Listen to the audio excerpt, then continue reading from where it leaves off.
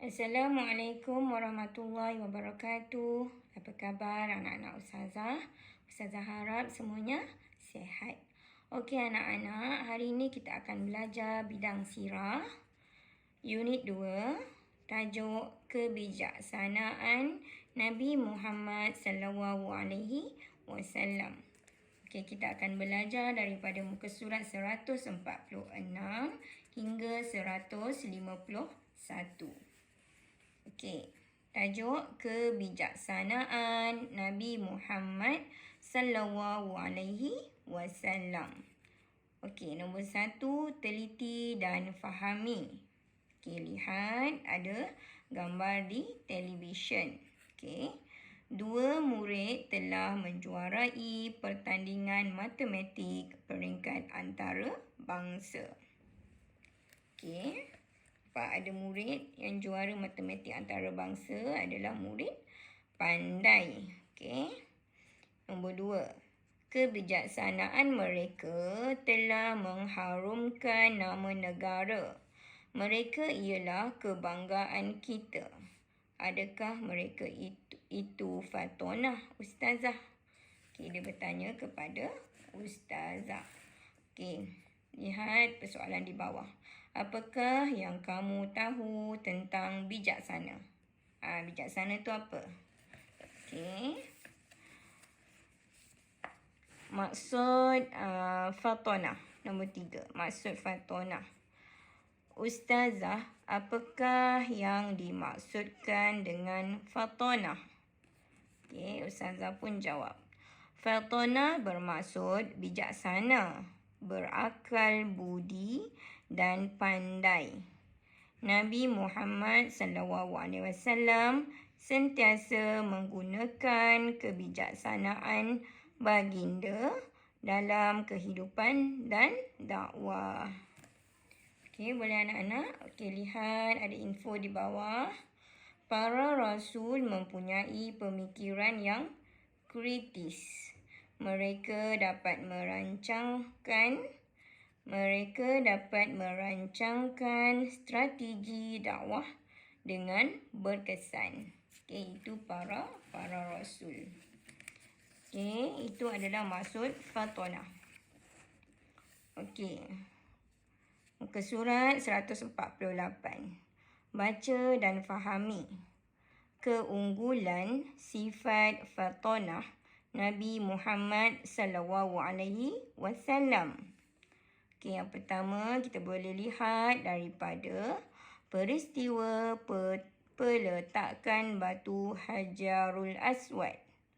Okey, Nabi Muhammad sallallahu alaihi wasallam mencadangkan agar setiap pembesar kabilah memegang setiap bucu kain untuk meletakkan Hajarul Aswad di tempat asalnya.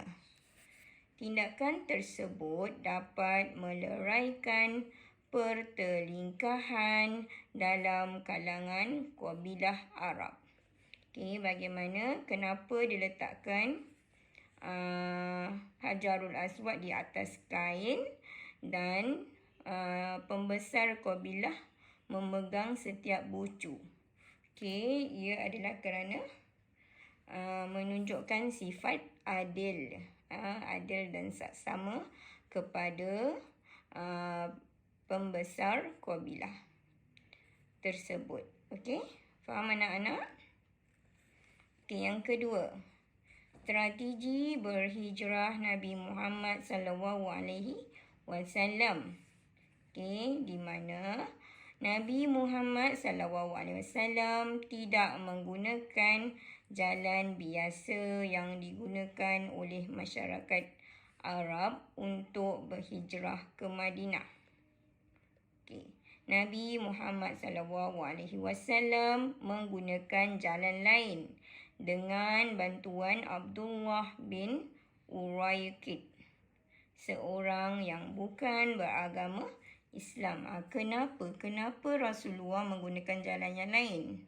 Supaya tidak diketahui oleh musyrikin Mekah bahawa Nabi berhijrah. Supaya tak ada orang kafir yang tahu bahawa Nabi telah berhijrah ke Madinah. Okey. Mutiara kata berhemah tinggi. Mutiara kata di sini adalah berhemah tinggi. Okey, muka surat 149. Okey, nombor 3. Mempersaudarakan kaum Aus dan Khazraj, iaitu kaum Ansar. Okey, kaum Ansar adalah kaum penduduk di Madinah.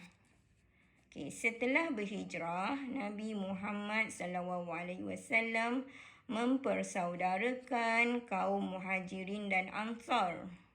Okey, Muhajirin adalah orang Mekah yang pergi ke Madinah berhijrah bersama Nabi Muhammad SAW. Dan Ansar adalah penduduk Madinah yang menolong orang Islam daripada Mekah. Tindakan Nabi Muhammad SAW itu menjadikan semua kaum muslimin bersatu padu dan digeruni oleh musuh. Okey, itu adalah sebab kenapa Rasulullah mempersaudarakan kaum Aus dan Khazraj. Okey, boleh anak-anak? Okey, seterusnya yang keempat, membentuk piagam Madinah. Okey, apabila Nabi Muhammad SAW sampai di Madinah, Nabi mewujudkan piagam Madinah yang mengandungi prinsip penting hubungan penduduk Madinah. Okay, supaya penduduk Madinah aman dan damai. Okay, nombor 5. Usahawan yang unggul. Okay, Nabi Muhammad adalah usahawan yang unggul. Okay, Rasulullah SAW merupakan usahawan yang berjaya. Baginda diamanahkan menguruskan perniagaan milik Sayyidatina Khadijah. Dengan kebijaksanaan dan kejujurannya dalam perniagaan, baginda memperoleh keuntungan yang lebih berbanding usahawan yang lain, iaitu beliau mengamalkan kejujuran dalam perniagaan, kebijaksanaan dan kejujurannya dalam perniagaan. Okey, boleh faham anak-anak? Okey, mutiara kata di bawah adalah bijak membuat keputusan. Okey. Mari kita lihat muka surat 150. Okey, baca dan hayati. Okey. Meneladani sifat Fatonah Nabi Muhammad SAW. Apa yang perlu kita teladani? Apa yang perlu kita contohi daripada sifat Fatonah Nabi Muhammad SAW. Okey, teladan yang pertama, Nabi Muhammad SAW menggunakan kebijaksanaan baginda untuk meleraikan persengketaan dan menamatkan permusuhan. Itu berlaku adil kepada semua ketua kabilah. Okey, sebagai rumusan, berusaha mendamaikan persengketaan ataupun pergaduhan. Okey, teladan yang kedua. Nabi Muhammad SAW berdikari dan jujur dalam setiap pekerjaan yang dilakukan. Okey, rumusannya merancangkan sesuatu dengan teliti sebelum melakukan pekerjaan dan tugasan. Okey, boleh anak-anak? Okay, seterusnya muka surat 151. Teladan yang ketiga, Nabi Muhammad SAW mengukuhkan kesatuan kaum muslimin dan menjadikan mereka bersaudara, iaitu mempersaudarakan kaum Muhajirin dan Ansar. Rumusannya ialah utamakan perpaduan dan kesepakatan. Okey, boleh anak-anak? Okey, teladan yang keempat. Nabi Muhammad SAW menetapkan peraturan agar hidup sentiasa harmoni dan teratur, iaitu mewujudkan piagam Madinah. Rumusannya, merangka peraturan dan berusaha untuk mematuhinya. Mematuhi peraturan yang telah dibuat. Okey, teladan yang kelima. Kebijaksanaan Nabi Muhammad SAW mengamalkan nilai-nilai murni dalam setiap urusan merupakan rahsia kejayaan Nabi sebagai usahawan.